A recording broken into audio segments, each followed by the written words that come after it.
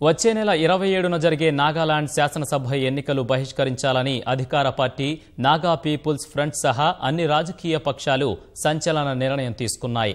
నాగాలాండ్ గిరిజన సంఘం ప్రజా సంఘాల కోర్ కమిటీ భేటీలో ఈ మేరకు తీర్మానించారు.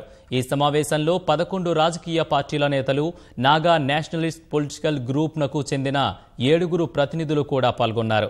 శాసనసభ ఎన్నికల కంటే నాగా శాంతి ఒప్పందం చాలా ముఖ్యమని, రాష్ట్రంలో శాంతి ప్రశాంతత నెలకొనడానికి ఎన్నికలు వాయిదా వేయాలని సమావేశం అనంతరం అన్ని పార్టీల నేతలు సంతకాలతో విడుదల చేసిన సంయుక్త ప్రకటనలో పేర్కొన్నారు.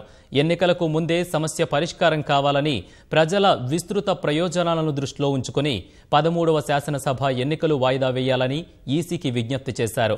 తమ నిర్ణయానికి భిన్నంగా ఎన్నికల సంఘం ఈ నెల 31న ఎన్నికలు ప్రకటన విడుదల చేస్తే పెద్ద ఎత్తున ఉద్యమించనున్నట్లు రాజకీయ పార్టీలు హెచ్చరించాయి.